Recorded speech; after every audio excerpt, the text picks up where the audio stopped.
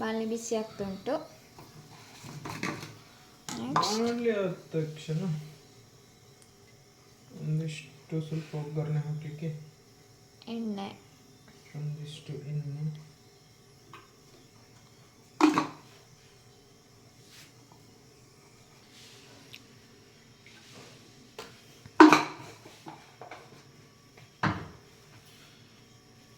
ಎಣ್ಣೆ ಬಿಸಿ ಆಗಬೇಕು.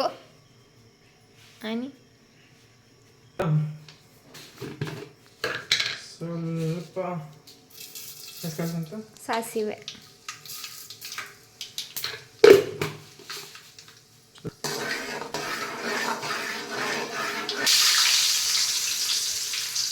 ಬೆಳ್ಳುಳ್ಳಿ ಸ್ವಲ್ಪ ಸ್ಮೆಲ್ ಬಿಟ್ಟಿದ ನಂತರ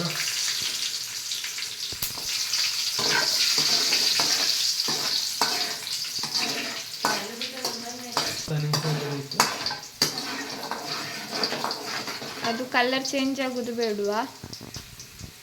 ಬೆಳ್ಳುಳ್ಳಿದ್ದು ಹಸಿ ವಾಸನೆ ಹೋದ ನಂತರ ಅದರ ಅನ್ನ ಈರುಳ್ಳಿ ಹಾಕಬೇಕು. ಇಲ್ಲಿ ಕಳಿಸ್ತೀನಿ.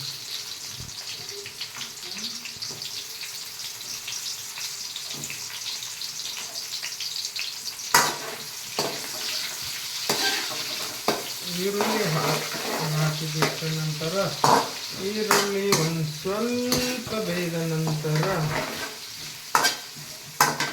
ಸರಿಯಾಗಿ ಫ್ರೈ ಮಾಡಬೇಕು.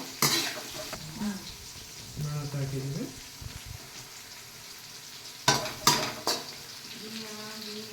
ಸ್ವಲ್ಪ ಟೊಮೆಟೊ, ಸ್ವಲ್ಪ ಅಂದರೆ ಎಷ್ಟು? ಹಚ್ಚಿದ ಒಂದು 2 ಟೊಮೆಟೊ. ಆಪ್ಷನಲ್, ಬೇಕಾದವರಿಗೆ ಮಾತ್ರ. ನಮಗೆ ಕಚ್ಚಲಿಕ್ಕೆ ಸ್ವಲ್ಪ ಜಾಸ್ತಿ ಬೇಕಾಗುವುದರಿಂದ ಫ್ರೈ ಮಾಡಬೇಕು. ರುಚಿಗೆ ತಕ್ಕಷ್ಟು ಉಪ್ಪು ಹಾಕಬೇಕು.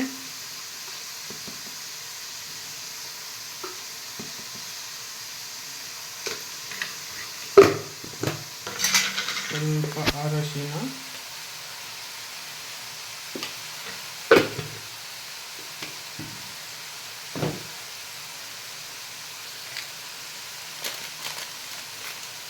ಸ್ವಲ್ಪ ಜೀರಿಗೆ ಪೌಡರ್ ಕರೆಕ್ಟಾಗಿ ಮಾಡಿ. ಆದ ನಂತರ ಒಂದು ಮೊಟ್ಟೆ, 1 ಅಥವಾ 2 ಮೊಟ್ಟೆ ನಿಮಗೆ ರುಚಿಗೆ ಬೇಕಾದ ಆಪ್ಷನಲ್ ಇಟ್ಟಿದ್ದೀನಿ.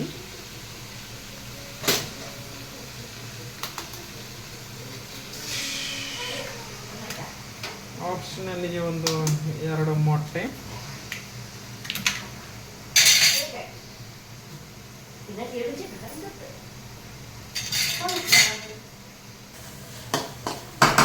ಇವಾಗ ಹಚ್ಚಿದ ದೊಣ್ಣೆ ಮೆಣಸು ಒಂಚೂರು ಟೇಸ್ಟಿಗೆ ಹಾಕಿಬಿಟ್ಟು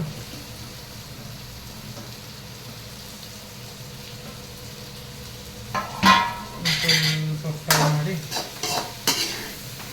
ನೀರು ಕೊಡೋಣ.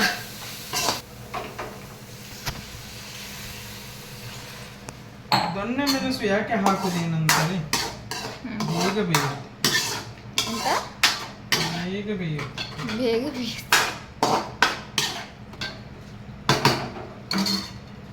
ಸ್ವಲ್ಪ ರುಚಿಗೆ ತಕ್ಕಷ್ಟು, ಯಾಕಂತಂದ್ರೆ ಚಿಕನ್ ಇದ್ದಿದ್ದರಿಂದ ಬೇಕಾದ್ರೆ ಆಪ್ಷನಲ್ಲಿ ಇಂಗು ಗ್ಯಾಸ್ಟ್ರಿಕ್ ಆಗಬಾರ್ದು ಅಂತ ಅದರ ಬೆನಿಫಿಟ್. ಪೌಡರ್ ಸಹ ಒಂದು ಸ್ವಲ್ಪ ರುಚಿಗೆ ತಕ್ಕಷ್ಟು ಹಾಕಿ, ಯಾಕಂತ ಹೇಳಿದ್ರೆ ಇವಾಗ ಚಿಲ್ಲಿ ಸಾಸ್ ಬರುತ್ತೆ.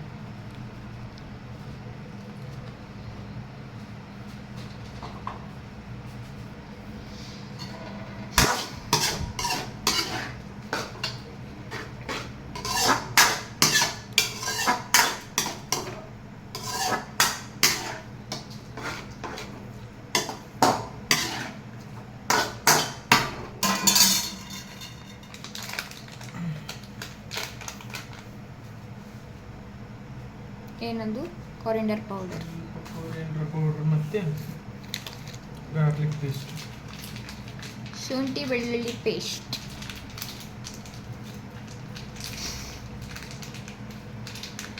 ಇದು ನಮ್ಮ ಟಾಪ್.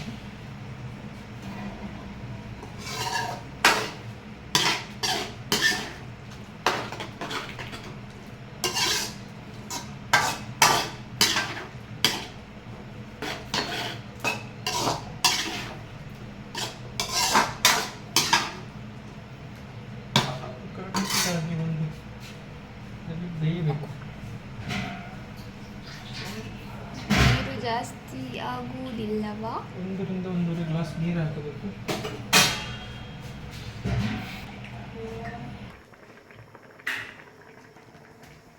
ಸಾಮಿ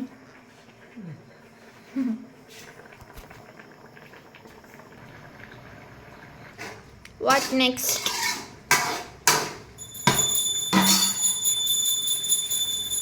ಫ್ರೈ ಮಾಡಿದಂತ ಚಿಕನ್ ಹಾಕೋದು.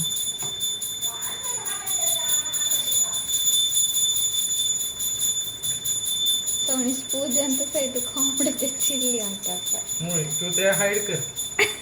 ते हाइड कर लेंगे. ಆ ಕಡೆಯಿಂದ ಗಂಟೆ ಬಾರಿಸ್ತಿದ್ದಾರೆ. ए असं तर कळते मी एडिट करत नाही तू.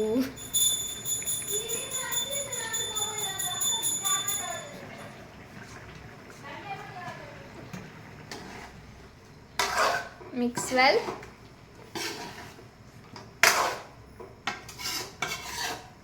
पापा कशाला करते का? ಚಿಲ್ಲಿ ಚಾಚಿ ರುಚಿಗೆ ತಕ್ಕಷ್ಟು ಚಿಲ್ಲಿ ಸಾಸ್ ಸೋಯಾ ಸಾಸ್ ಹಾಕಬೇಕು. ಸೋಯಾ ಸಾಸ್ ಹಾಕಿದ ನಂತರ ಒಂದು ಸ್ವಲ್ಪ ಚಿಲ್ಲಿ ಸಾಸ್ ಅಂತ ಆ್ಯಡ್ ಮಾಡಿ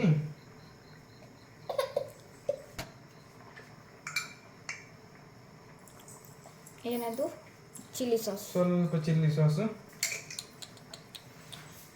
ಸಾಸ್ ಜೊತೆಗೆ ಒಂದು ಸ್ವಲ್ಪ ಟೊಮೆಟೊ ಕೆಚಪ್ ಸ್ವಲ್ಪ ಟೊಮೆಟೊ ಕೆಚಪ್ ರುಚಿಗೆ ತಕ್ಕಷ್ಟು ಆಪ್ಷನಲ್ ಕೆಚಪ್ ಚೆನ್ನಾಗಿ